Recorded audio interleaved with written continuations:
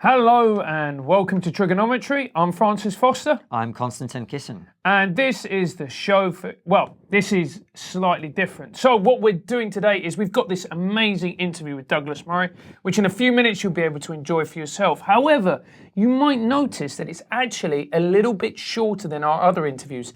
And the reason for this is because we got interrupted by a wave of social justice warriors who came down, broke down the door, started beating us. Come on, Francis. Why don't you just tell them what actually happened? Yeah, the room was double booked. Yeah. So what actually happened is we got the chance to speak to Douglas at a secret conference, as you'll hear in the interview, and we only had the room for a certain amount of time. So if you feel like the interview gets cut off at the point where it starts to get really interesting, we agree with you. Nonetheless, it's a brilliant interview. I'm sure you'll enjoy it. And when you see it, you'll see that we didn't quite get into everything that we wanted to talk about. But we're very grateful to Douglas for coming on the show, and hopefully he'll come back and we can explore some of those other things in detail. So with that in mind, enjoy the interview.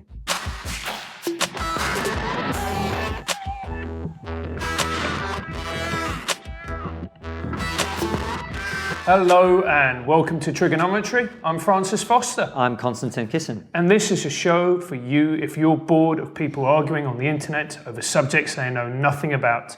At TRIGGERnometry, we don't pretend to be the experts, we ask the experts. Our brilliant guest this week is a writer, journalist, and social commentator, Douglas Murray. Welcome to TRIGGERnometry. Good to be with you both.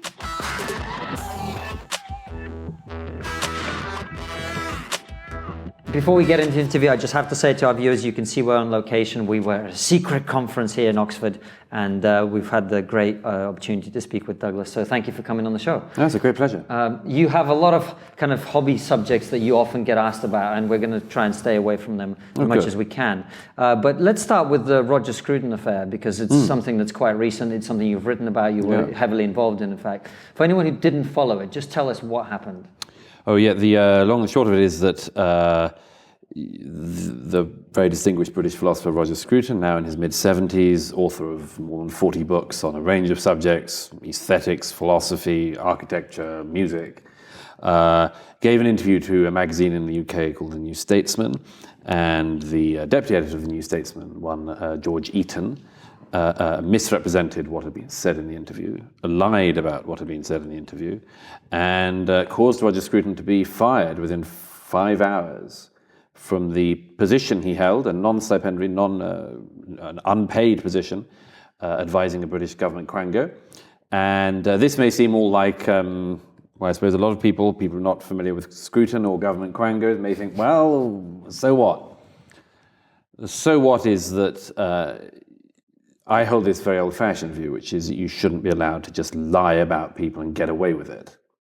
And this was one of the most blatant, flagrant examples of somebody doing that. In journalism, it can happen in other fields, trades as well, but one of the most flagrant examples I've seen in my life in journalism of somebody doing that. And I knew from the moment I read the alleged quotes that they were untrue, because I've been fortunate enough to know Roger Scruton for almost 20 years now. And I know that he doesn't think that the Chinese are a people made up of weird robot automatons or something. I knew that it was wrong, that this hack had said this.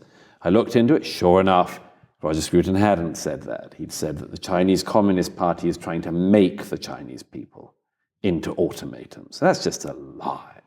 And we are all, I think, sadly, for all sorts of political and other reasons, becoming used to a low standard of truth in public as in private life.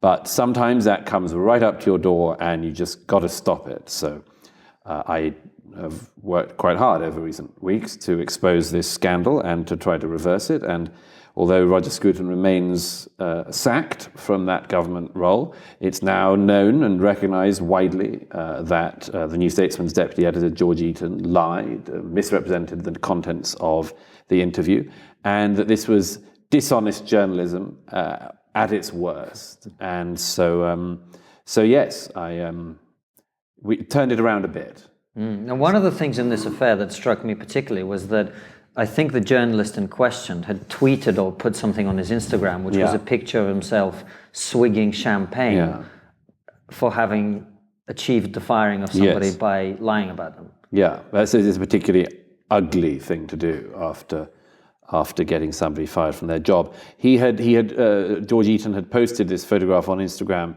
subsequently removed it, but of him swigging champagne, saying the feeling you get when you get racist and homophobe Roger Scruton fired from his government position.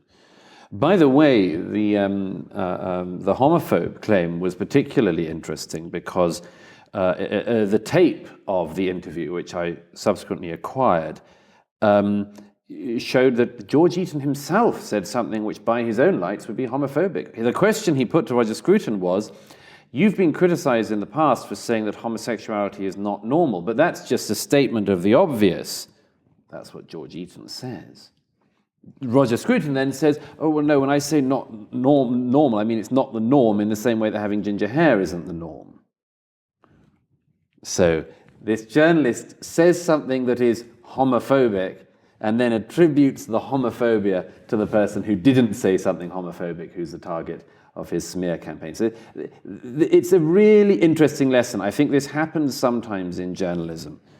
There are times when you can just see how the whole wretched hit job is done. And that's what I wanted to do. That's why I wrote a big cover piece in The Spectator a few weeks ago now called The Anatomy of a Hit Job.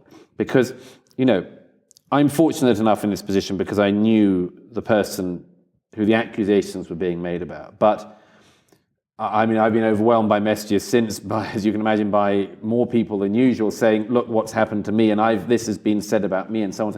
And so, in a way, I think it's resonated with a slightly wider number of people than would normally be the case, because I think we've all been becoming familiar in recent years with the fact that the media is not honest with very basic things. I'm not saying all the media, I'm not saying all journalists, there are some fine journalists.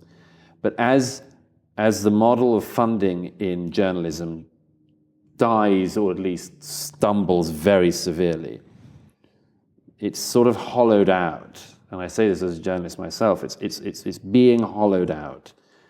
And in the space of reporting and having to really stick very carefully to facts, there's been this melding. Something's been happening whereby an activist like this guy, George Eaton, can go in to try to take out an interview subject. And the aim of the interview is therefore not an interview. It's to do something else. And I think that a lot of people have noticed in recent years a tendency in television and in print journalism to move from doing the thing that you hold yourself out as doing and to do something else. And once you work out what that something else is, it's very, apart from anything else, it's a scales from eyes moment, because after that people don't trust the media again. And do you think this is a problem that arises mainly from the left or the right, or is it both ends of the political spectrum? I think that can happen from any end of this political spectrum. I mean, you'd be a fool to pretend that the right-wing press hasn't been able to, make a run of things in the past. I mean, I suppose one thing that is happening is that because of the age of social media and easier access to things, that we now have the opportunity, it doesn't always work, but you have the opportunity to unravel the thing in public. So it's not just the case that somebody can stitch somebody up and then there's no recourse. There is now a possibility of showing people how it's done, which is what I did with the Scruton tapes. And I think that an old style hit job from some decades ago, people didn't have the sort of recourse and you couldn't explain, you couldn't work out how it had happened. But I think it's more prevalent now. It's faster, but this is a good side, because there is always a good side to this stuff. You can unpack it in public. And do you think that's why there's this widespread distrust of the media amongst the ordinary person? Because I've been quite shocked. I talk to people doing comedy a lot, and a lot of people go, "Yeah, I don't watch the BBC anymore. I don't watch Sky News. I can't trust them. I can't trust this person," or whatever else. Well, there's lots of reasons for that. And I think it's not just a trust thing. Television news is a very bad way to absorb news.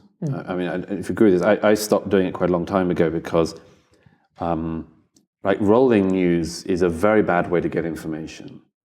It's repetitious. It takes far too long to unravel the information it's trying to give to you. Whereas if you click down on a website and just absorb the headlines, I mean, it could be the front page of the BBC website. You just see, okay, what are the 5 things that have happened? You can do that in that's 15 seconds. Whereas if you're watching a rolling news report, you've got minutes and minutes you're wasting. So part of this is just that we are finding better ways to discover news and to keep up with things. So I think there's that as well. I mean, I am struck by the fall off in viewing figures, and obviously one of the big developments of our time is the fact that you can do what used to be a very prominent news program and get very few people watching. You can do a podcast, maybe even this one. With very few people watching. With very few people watching as well. But they're the right people. The right people are not watching, you mean? Thank you for watching. What do you make of this? It seems to me like in recent years, the idea that rather than addressing people's arguments, we must just attack them as individuals seems to have taken on a whole new level. And racist, xenophobe, all this stuff gets thrown around so much now that it almost feels like half the country are now racist and xenophobic, according to the media. Which, of course, has a danger, doesn't it? Because it means that maybe nobody is, or nobody can be plausibly accused of it, which will be a problem down the line, I would submit. You mean down the line when there are genuine racists, that label won't stick because people will go, well, you called everyone a racist. Yeah. I think that's already happening, by the way. I don't see it having the societal consequences it once had. It's like if everybody's a misogynist, it's quite hard then to unravel or to discover somebody who actually is, So yeah, we've been having a sort of era of hyperinflation in terminology. There's no doubt about that, and it's noise, and I don't take too much of that stuff very seriously, and I think increasingly people are taking that less seriously. The noise is so deafening that in the end you just have to step away from it, and that's what I do. I don't think people should seek it out at any rate, and I think they should try not to add to it. There's always been an aspiration, certainly ever since the rise of the net, that we would be able to have serious conversations across political lines, and I've been struck by what a failure it has been. Actually, when I first met Roger Scruton, it was because when I was just out of university, I'd written my first book, which was on literature, and I was taking a turn towards politics. And my first internship, which then the lowest rung of the paid ladder of paid journalism, was at a website that was aiming to bring right and left together. This is 18 years ago or so now. Aiming to bring right and left together, where we could argue out our views, not on personalities or on, the usual way in which these things go, but on their most serious grounds, to take each other's arguments as seriously as possible. And of course it was, the first problem was that I remember it was Roger Scruton who had identified that I was not of the left, said to me, it's about 40,000 leftists versus us. And I remember him saying, so it is actually a fair fight. Yeah. But make of that what you will. But I remember that was the case then. They couldn't resist. I'm not saying the right can do this as well. There's not a left-right point. But on that occasion, the left, they couldn't resist. They just wanted to keep throwing people at, we've got to not allow that argument to get out. We've got to trample that down. And that is the trend, I'm afraid. And I understand it, because one way to win is to pretend that you're not really playing the game and then play the game, And that's been happening a lot in the years since. But yes, I mean, we were always, the whole point of the optimism some people felt in the era of the internet was, we can have face-to-face interactions and we can respect each other more. Yeah, and you laugh, rightly. Yes, well, we've all experienced Twitter, haven't we? But do you think this is an intimidatory tactic? Is this a way just to shut down debate and therefore make sure that you have your own views to be heard without opposition from anybody else? Possibly, yeah, just to win. I'm surprised by the way that it works so well. There's an odd thing in our time where people are people seek virtue points by suffering. It's a very strange thing in our society. People used to admire people for heroism, and now they admire them for suffering. So that the more you can claim to have suffered, the more admiration you'll get, and the more you'll be allowed to do. It's a very strange inversion, this, and there's all sorts of reasons for it. But it means that in the social media wars and in the political wars, there's this fascinating thing where people now boast about the offence they get. They boast about the online abuse. You know, we see it every day. I get so much abuse. So, I mean, first of all, it doesn't mean you're right. That's a very important thing to bear in mind. Just because you've got a lot of people being really rude about you does not mean you're right. Doesn't mean they're right either. But so there's this strange auditioning for respect by being the most insulted person in the village. It's odd. It's very odd. And it's also very misrepresentative. You take the example of David Lammy, who called the ERG and Tories he didn't agree with. He said they were worse than Nazis. Worse than Nazis. Not just Nazis, worse than Nazis. Yeah. They haven't killed 6 million Jews, they've killed more. The ERG. Yeah. Clearly, in David Lammy's view. Yeah, exactly. And he said that, then he got a bunch of stuff on Twitter. Some of it was horrific and racist. And he then, as you say, used 10 messages on Twitter from some idiots as a way of legitimizing the point of view that he made and said, well, look, this is what I'm talking about. Everyone's doing that now. Yeah. I'm incredibly bored of it. Everybody goes in public and says, oh, look about the abuse I got. Well, first of all, by the way, I mean, I don't seek to find how abused I am on any day. It has no interest to me at all. If I started self-Googling and checking what people have said on Twitter, well, first of all, I wouldn't get any writing done, I wouldn't get any reading done, I wouldn't see my friends, and I wouldn't have a meaningful life. So I'd rather do those things, among many others, than be writing Douglas Murray into Twitter and reading what somebody has said from their mother's basement. But you know, I could do. I wouldn't, because it doesn't mean you've won the argument. And this appeal. By the way, there's another thing, which is it makes people. First of all, it makes people imbibe some of the attitudes of their aggressors, which I think is, you know, you see it. People are a bit put upon. Some people, you know, they're going, it's not what you read about me online. I'm not reading about you online, you know. We're not as absorbed about you as you are about yourself. And there's all sorts of personality defects you can see it causes. And I also think that people should be stronger. I think I actually mentioned to you yesterday at this conference, I'm worried by this thing, for instance, of people who say that they're opposing anti-Semitism, doing it and boasting about how much abuse they get online for saying that they're against anti-Semitism. And then you have examples. I don't want to single anyone out, but this appeal to victimhood catches on. You get things like, there was a Labour MP called Ruth Smeeth, is it? Who, anyhow, she was at a meeting with Corbyn about anti-Semitism a couple of years ago, and there was some low-grade trade union guy who's a notorious nutter who sort of stands up at some point in the thing, and she says something and he says something about her that's rude, and she says it's anti-Semitic, and she leaves the meeting in tears. And then everyone writes these pieces saying, brave Labour MP forced to leave meeting in tears after anti-Semitism incident. I think, no, that is not the way to respond to that. If you're sitting at a meeting and I say, okay, she's a woman, I don't know why that should mean she can't do this, or why anyone can't do this. It doesn't matter. If a man to a woman to a man, woman to a woman, man to a man, if somebody's going to go at you for being Jewish and say something anti-Semitic, don't leave the meeting in tears, turn right round to that person and give that bastard what he deserves. But it's like everybody has imbibed this idea that to win would be to visibly suffer in public. No, to win would be to turn it round on the aggressor and make them lose. That would be the way.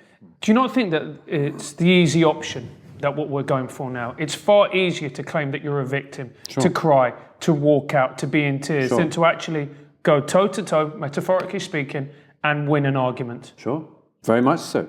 Well, because also if you go toe-to-toe, you might have to change your mind.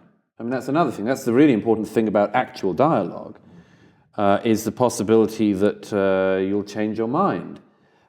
I think there's something, by the way, there's something very interesting in this. Brett Weinstein was with us in recent days, and Brett and his brother Eric, and both of whom I'm very fond of and admire hugely, are both of the political left.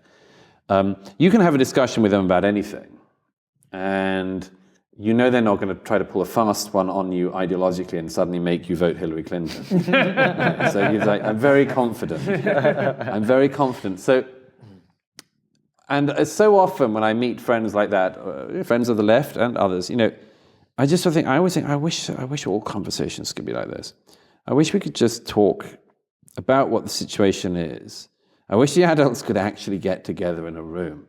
And the interesting thing is, though, is that if there's even one person in the room trying to do something else, nobody can do it. That's the thing. One of the things I've learned in recent years has been, let me put it this way, like if you were having a discussion about the theory of evolution, and you were pointing to problems in the theory of evolution, like things we still don't know how it works, you could have that conversation really fascinatingly with a load of people at a really high level. But if there was one person there who was trying to do intelligent design on you when you weren't looking, you wouldn't be able to have that conversation because you'd know somebody else had some other intent. And I think it's become like that on almost every issue in our culture. There are lots of things we could really do with talking about, but we can't do it because there's always one person in the room, maybe not on this occasion, but there's always one person in the room whose real aim is, when you're not looking, to smuggle in some left or right-wing politics or some religion or anti-religion or whatever. And if there's just one person playing a different game, the whole game can't be played.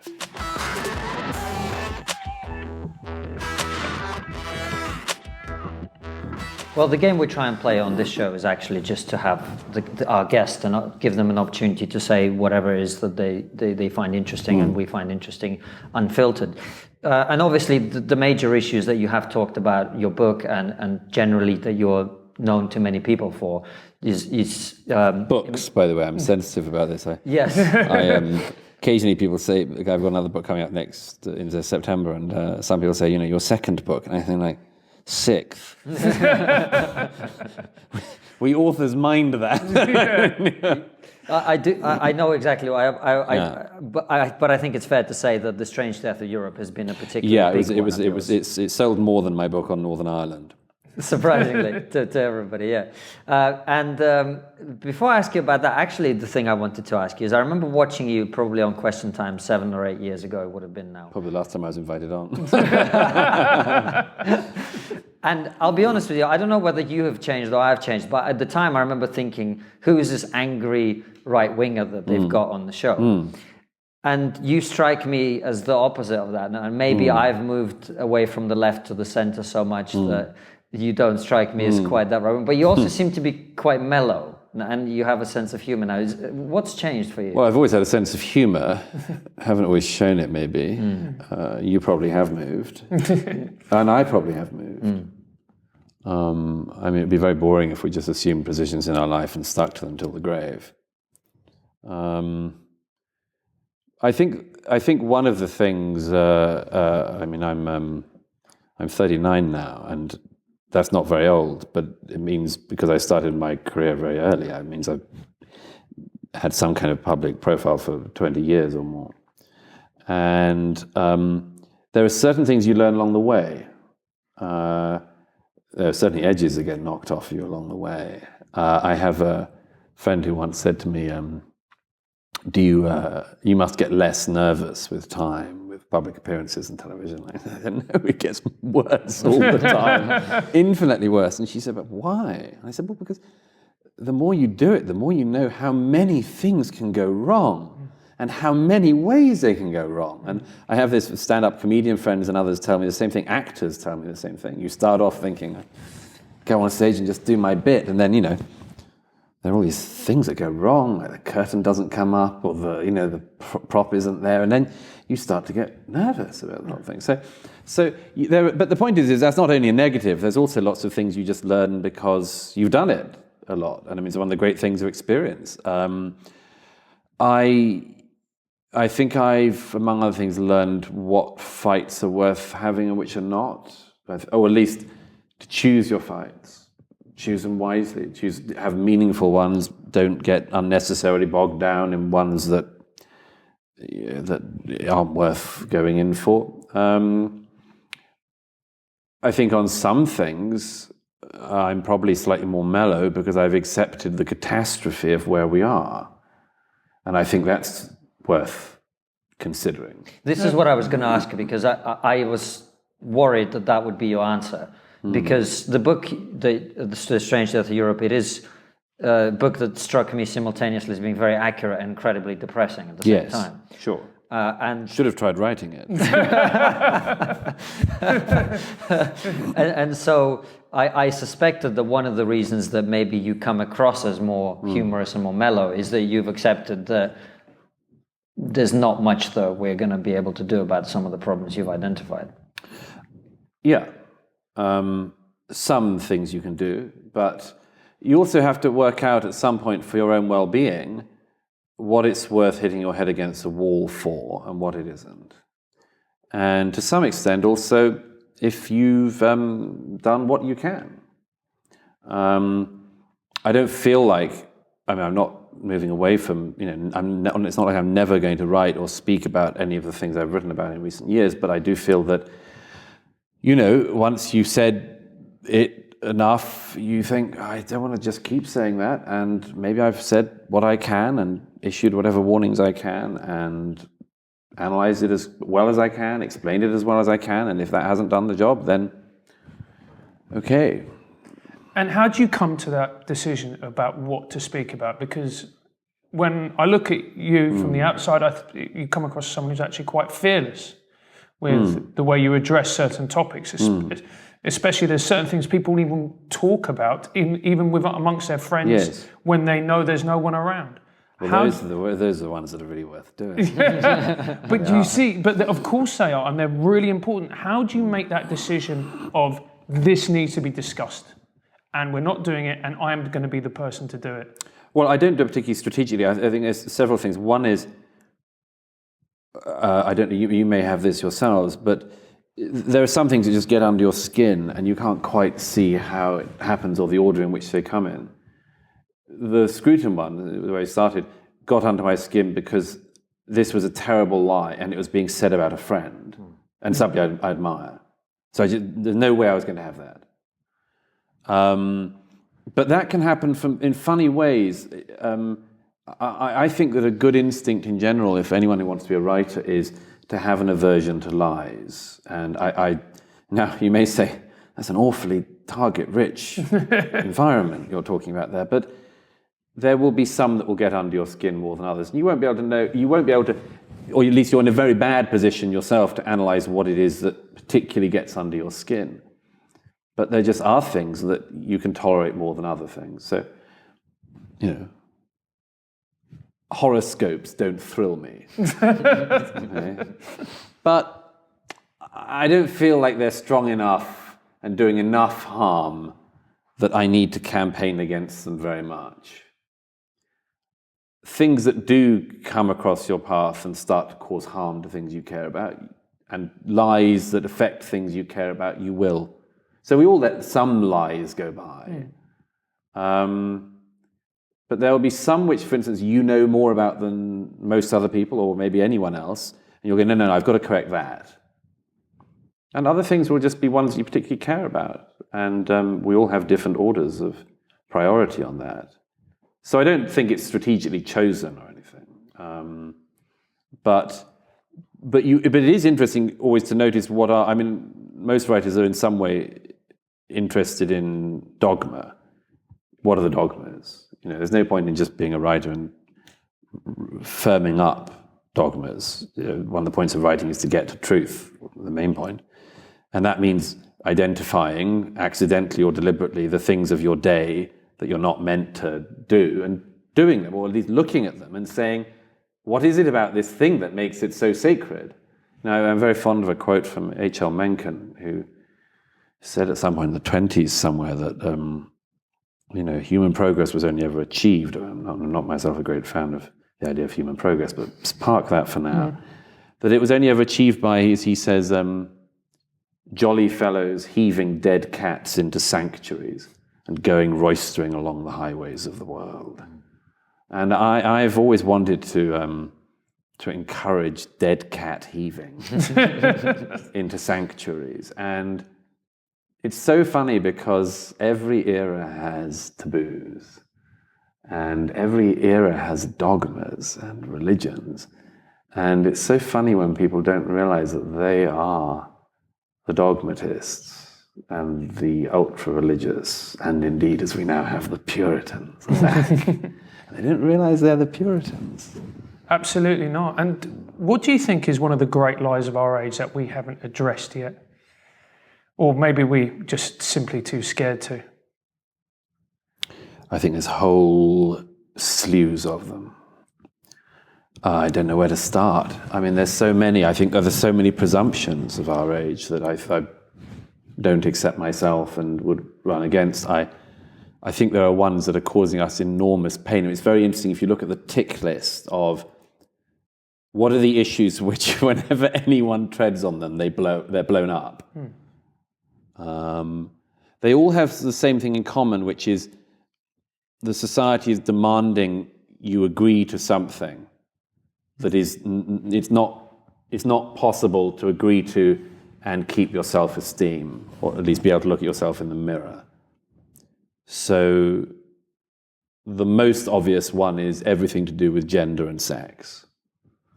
That's why trans keeps tripping people up. Such a small issue, such a minority of a minority issue. But it keeps tripping people up because they just don't want to say the thing they're being told to say, which is that there is no difference between men and women, and that we can migrate between the sexes, and that our bodies are like pieces of Lego you can just stick bits onto, and then if you don't like it, you can take it off again. People, there's something, because there's something demoralizing about agreeing to lies. This is different, by the way, from just custom or politeness or being decent to people, because we all should aspire to being polite and decent to people, but being invited to engage in a lie ends up demoralizing you. I don't know if you've ever, communist countries, that was one of the things I've often thought. I've only been to a couple of countries still trying that wretched experiment, but those who traveled a lot behind the Iron Curtain or lived behind it often commented on the needless things they were persuaded to agree to lie about. And people often wondered, why am I being made to agree to this next implausible thing? And the answer really was, because it'll demoralize you further, and it'll make you less willing even than you were before to think of yourself as an individual with any worth. So that's the plan. And I don't say that that's organized. I just think that it's subtle that people slip into it. And I think in our own society, we have to be really careful. I like heretics. I like dissidents. I like the people who say the thing that no one else will say. I admire it. And I think we have to be very careful as a society we don't slip into, on that issue, on gender, on sex, sexuality indeed, that we don't slip into a sort of a load of untruths which basically will just demoralize us. Because the truth is energizing. That's one of the things. It's like, such a relief not to have to lie. No, it's true. That's why when you're going to watch a comedy show, when somebody's honest about a particular, you can feel there's an electricity in the audience. Yes. People lean in, they crave it. Well, and that's obviously, comedy is one of the best tools for this, which because you can't not, the laugh of recognition, you can't stop. I mean, I like that thing when audiences laugh and then try, I shouldn't have laughed at that. I'll be honest, as comedians, we don't like it when they stifle their laughter. Yeah, as you're sitting looking at it. I have certain lines I use which I know are going to cause an audience to laugh and then do an intake of breath and try to pretend they didn't laugh. It's a wonderful feeling. It's like you've laid a trap for them. Exactly. Absolutely. So, sex and gender. What else? What else are we refusing to talk about? Honestly. Oh wow. We don't have any basis for our morality. How about that? It's a biggie. Our whole metaphysical system is in serious flux, and we're pretending it isn't. Because we no longer have God? Going from belief in God to non-belief in God as a society is one of the biggest changes that can happen. I'm a non-believer myself, but I think it's very unwise of non-believers to pretend that it's all just business as usual. Very unwise. I mean, obviously there's an attempt to have business as usual by doing human rights. Rights. So many rights. Look at all my rights. I want more rights, and these people should have even more. That's, what are they based on? Where do they come from? Who gives them to you? Who can take them away? What's the idea of equality and rights? Really, does that work? I mean, there's so much in this, and I think we've been, sort of the subject of my next book in part, I think we've been trying to put a new metaphysics underneath the society in order to reassure ourselves that it's business as usual when it isn't. But, there's just a whole load of questions you have to ask down the road from that. I come across it occasionally in social issues. There's one I've written about a few times of euthanasia, which I'm always interested in because it's a very ugly, difficult, unpleasant subject. And people have pretty strong views about it, and you can very easily show them this problem of what happens if you don't have fixed values even as aspirations. Or when, for instance, you turn everything into a right and one of the rights becomes your right to kill yourself. Like, that's a new right. A final right, last right. And you go, right, okay. And then you have people, as I've come across in the Netherlands and Belgium, who are campaigning for the right of children to have euthanasia, or people who are mentally ill to have euthanasia, which happens, of course, on the continent, happens in Belgium and in the Netherlands. So it's a right to say, you're mentally ill, and we completely respect you. And indeed, we think that mental illness is exactly on a par with physical illness, as the British government currently says it wants to regard this as being. And one of the great things that we're going to fight for is that you can kill yourself with the state's help at any time. Wow. I mean, my editor at The Spectator, Fraser Nelson, has a really interesting challenge, which I sort of pass on because I think he says, since every era has its taboos, since every era is doing things, since every era has always done things that are just, historically you look back and you think, that is nuts. Why did they do that? Assume we're doing some things like that ourselves, rather than the first group of people in human history to do nothing nuts. Identify them. Try to identify what they might be now, that, like us, thinking, why did Victorians use children as chimney sweeps? They're very small. They're very small. Yes. Perfectly Got logical. it. Yeah. It's perfect. Yeah. That's amazing we don't start again. But what are the things? We must be doing things. I'm very sure we're doing things, and I can tell you, I mean, the one I've just given you is one. Of course we're doing things that people are going to look back on, we might look back on in our lifetimes and think, what were we thinking?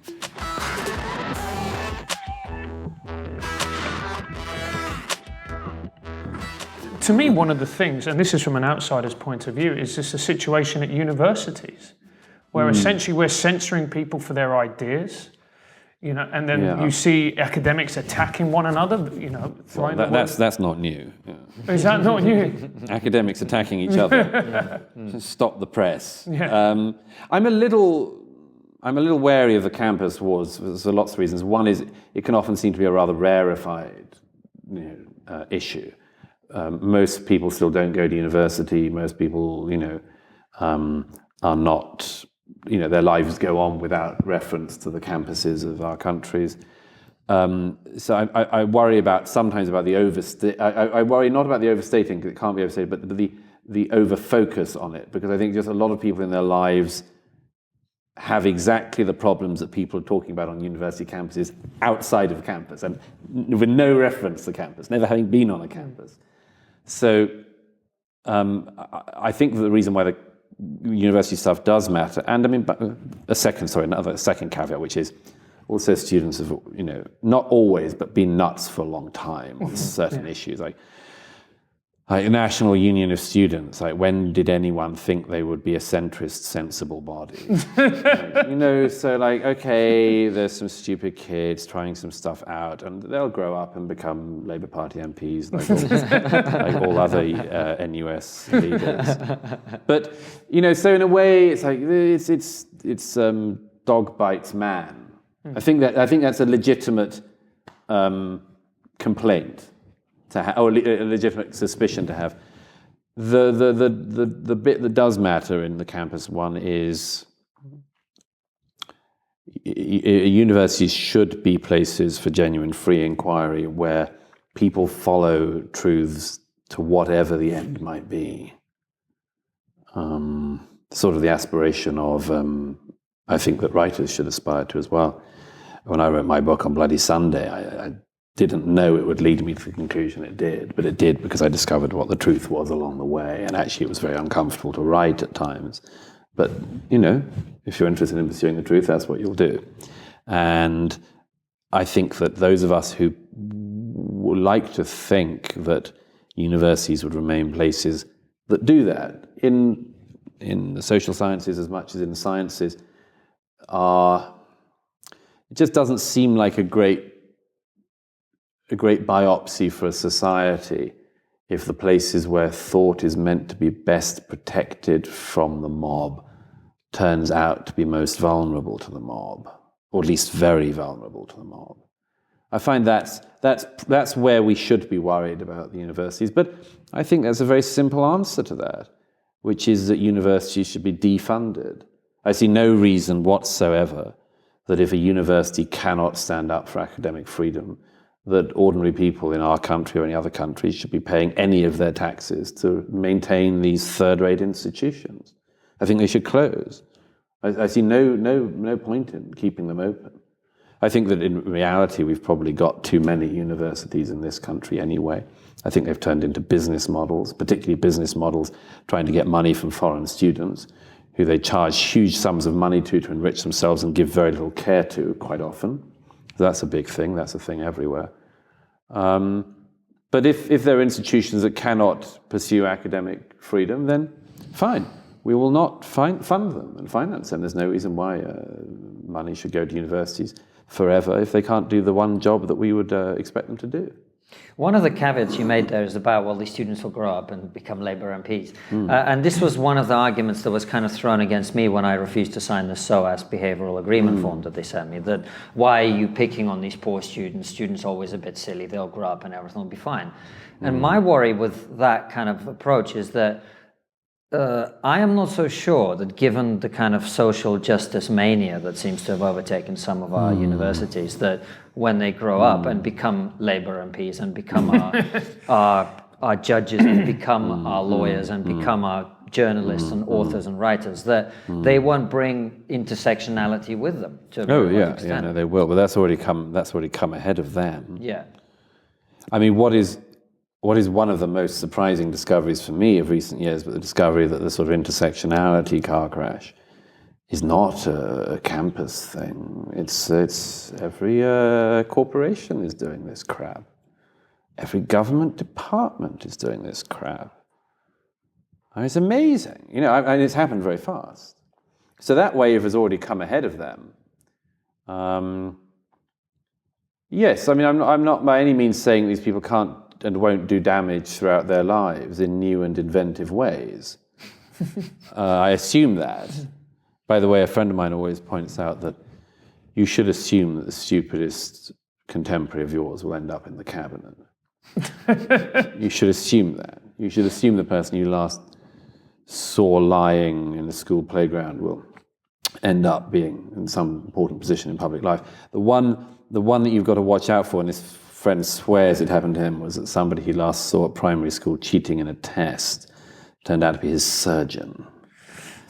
And he said that was he said, it's fine for everything other than your doctor.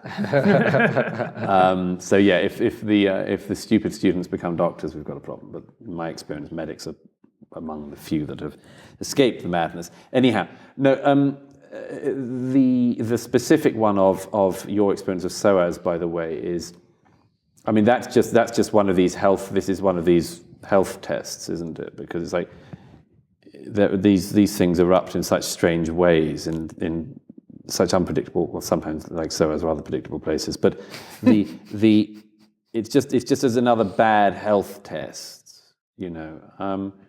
But I mean, I'm not. One thing I've learned in recent years has been that you've got to be careful what thinks it has a hold over you. So if you're going to do a gig at SOAS, and you were doing a charity gig, weren't you? So it's not like you had an enormous desire to go to that awful campus and amuse people for your own enormous financial gain. But I've noticed that there are institutions, universities are one of them, which when they think they have something over you, then strike like a scorpion.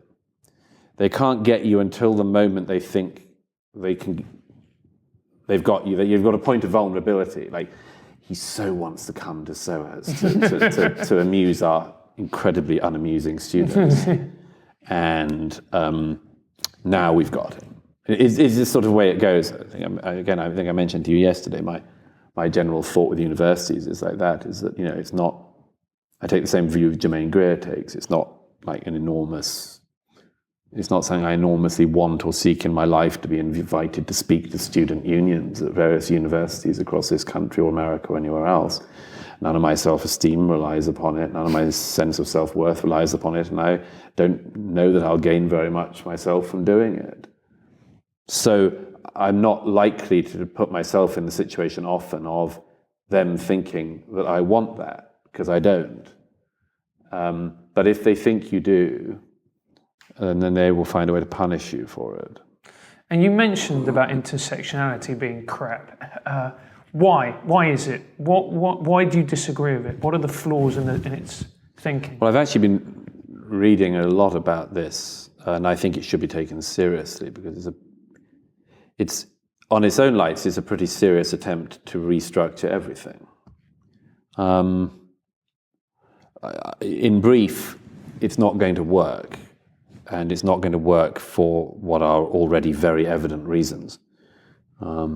Everything runs against everything else. That's one of the biggest ones. Why is trans so painful? It's painful because it runs against gay and women, just for starters. Just for starters. So this idea that you have different interest groups, all of which, you know, it's like it's meant to lock in like this. You know, the thing they got from the post-war left was that, you know, the sort of life was sort of web which you had to unweave, but they've got this idea of the interlocking sections of society. It'll go in like that, and then we're sort of nirvana. In fact, it's all coming in at this horrible angle, and as I say, the trans one is an important one because people haven't worked this out yet, I think, but if you take what has been the presumption of recent decades about what homosexuality is, and that in itself is a bit of a presumption, which I won't go into now, but it's an interesting presumption. It is that gay people are born this way, but the trans thing says an effeminate young boy might not grow up to be a gay man, but may need surgical intervention and be turned into a girl. Now that is very, very destabilizing for gay men. The idea that a tomboy girl is not going to grow up to be a heterosexual girl or a happy, healthy lesbian, but is somebody who could be medically experimented upon to turn into a male with skin grafts from the arm to try to create something similar to a penis. That's very undermining to gay people. Very, very undermining. And that's on a minority onto a minority. With women, I mean, women have fought and campaigned and argued for decades to get to the stage where they have not only equal rights, but are allowed to be not conforming to what men think women ought to conform to being.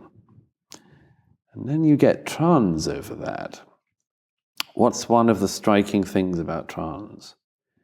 That so many trans male to females behave like, dress like, look like parodies of womanhood.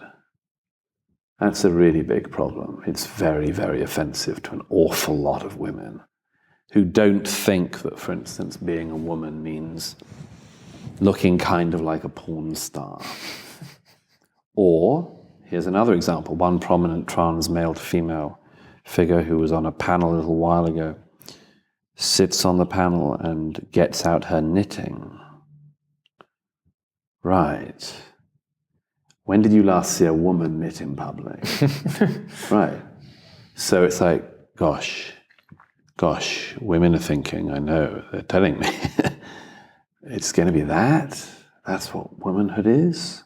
I thought we got past this. So, intersectionality was meant to mend us all. It was meant to bring all of this together, and all of the injustices of the world were going to be nicely cohered. No, it doesn't work, because the whole thing doesn't fit because it can't. It all runs against each other. And it's a catastrophe already, and is going to get much, much worse.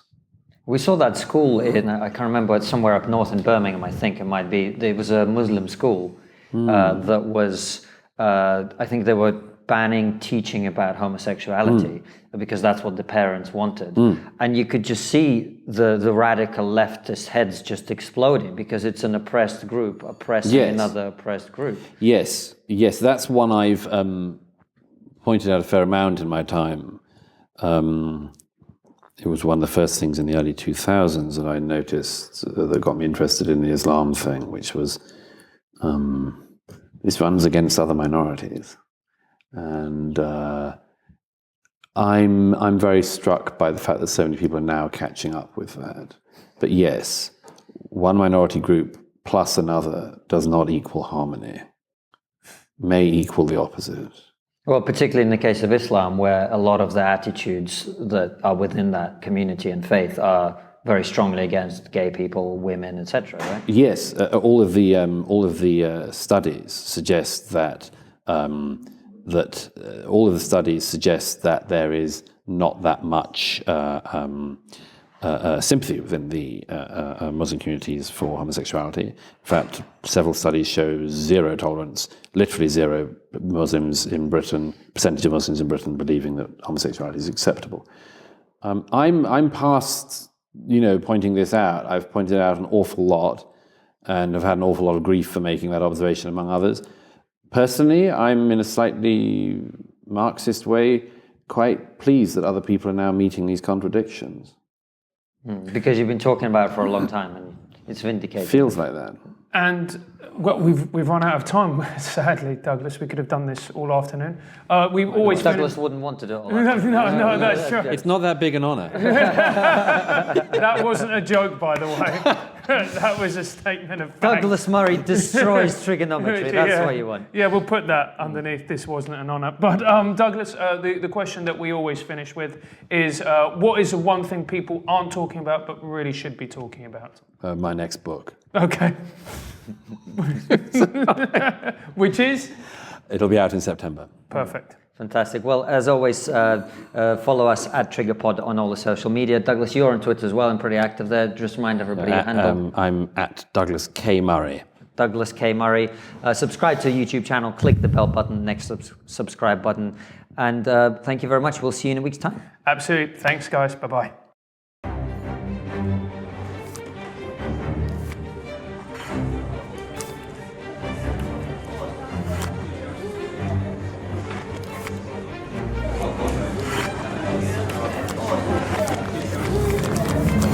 the form that you were asked to. It said, by signing this contract, this is the UNICEF on campus at SOAS, right? He was asked to sign an agreement that his routine would not contain racism, sexism, classism, ageism, ableism, homophobia, biphobia, transphobia, xenophobia, Islamophobia, anti-religion, anti-atheism. I think you're doing some quite complicated mental arithmetic to offset the fact that people didn't think you were funny. I think the reality is... These students saw me performing a top secret comedy club.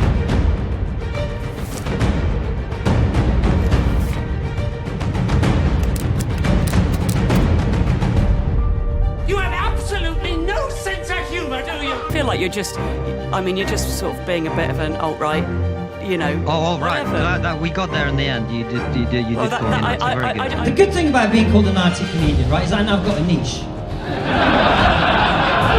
Problem is, I haven't got any racist, sexist, homophobic jokes. The idea of being a student at university where you can't make any joke about anything in case these poor little woke students get upset or triggered. Get over yourselves. It's not about comedy, it's about ordinary people up and down the country and here in Britain and in America feeling like they can't say what they think. I really don't, I get it, especially the women who want to become men. I get it. Do you remember when Gareth Bale, right, went from Tottenham to Real Madrid?